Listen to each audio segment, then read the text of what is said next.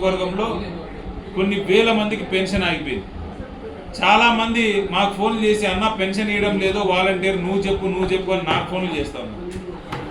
అమ్మ మీకు Panchayat secretary pension అందజేస్తాడు, election ఉంది అని చెప్తే కూడా ఎందుకన్నా ఇంత దుర్మార్గమైన దారుణమైన పని చేస్తూ ఉన్నారు. నేను లేలేనటువంటి పరిస్థితుల్లో ఉన్నాను, నడవలేనటువంటి పరిస్థితుల్లో ఉన్నాను.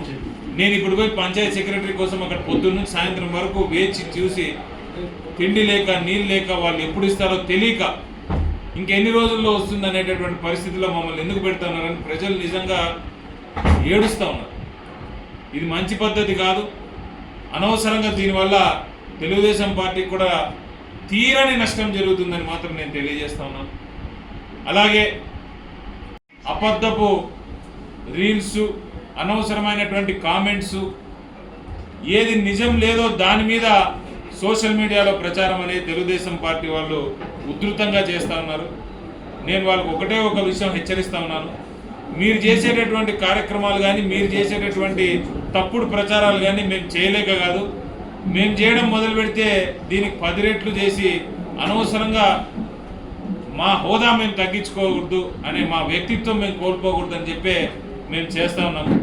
నిన్నటికి నిన్న రామకుప్పంలో మా సర్పంచ్ మురళి మీద అనవసరంగా ఒక మహిళతో మాట్లాడిస్తూ ఆయనని అసభ్యకరంగా దూషిస్తూ తెలుగుదేశం పార్టీ వాళ్ళు ఒక వీడియో చేసి మండల కన్వీనర్ ఎవరో ఆనంద్ రెడ్డి అనేటటువంటి ఆయన స్థాయి మర్చిపోయి, ఒక సర్పంచ్ అనేటటువంటి స్థాయి మర్చిపోయి ఆయన గౌరవం లేకుండా వాడు వీడు అని మాట్లాడుతూ ఉన్నాడు.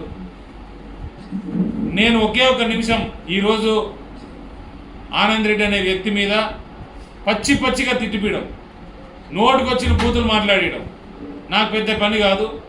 5 నిమిషాల్లో నీకంటే బెటర్ వీడియో, నీకంటే మంచి బ్యాక్గ్రౌండ్ స్కోరు పెట్టి నేను కూడా వాయిస్తాను. కానీ అది మా వ్యక్తిత్వం, మా పార్టీ సిద్ధాంతం కాదు. కాబట్టి మేము మీకు హెచ్చరిస్తూ ఉన్నాము. నిజం ఉంటే నిర్భయంగా మీరు మాట్లాడండి. దయచేసి ఆ పనిని రెక్టిఫై చేయడానికి, ప్రజలకు లబ్ధి చేయడానికి మనం అందరం కలిసి ప్రయత్నిస్తాం. అంతేగాని ఒక వ్యక్తినో అనవసరంగా టార్గెట్ చేసి మీరు తప్పుడు ప్రచారాలు చేయడం ఏమాత్రం కరెక్ట్ కాదు. మళ్ళీ వేరే మార్గం లేదు, వేరే దిక్కు లేదు.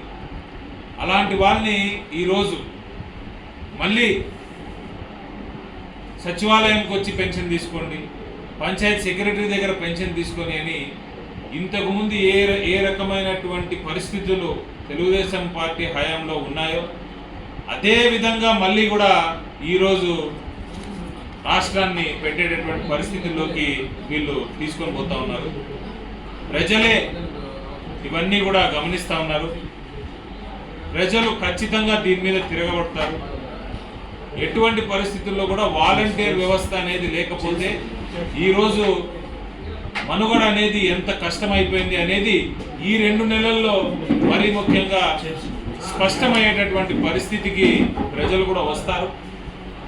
నా రిక్వెస్ట్ ఒకటంటే ఏంటంటే మీరు ఏమైనా చేయండి, ఎలక్షన్ కోసం ఏ రకంగా మీరు కానీ మేము కానీ ప్రజల దగ్గరికి వెళ్ళి రాబోయే 5 సంవత్సరాల్లో మీరేం చేయగలుగుతారు, మేమేం చేయగలుగుతాం, ప్రజలకు ఎలా మంచి చేయగలుగుతాం అనే దాని మీద కొట్లాడదాం. కానీ ఇలాంటి పనులు చేసి ప్రజల్ని ఇబ్బందికి గురి చేసి వాళ్ళ మనుగడకు మీరు అడ్డంకేసేటటువంటి పరిస్థితి చేయొద్దని నేను దయచేసి తెలుగుదేశం పార్టీకి కానీ చంద్రబాబు నాయుడు గారు కానీ నేను రిక్వెస్ట్ చేస్తా ఉన్నాను.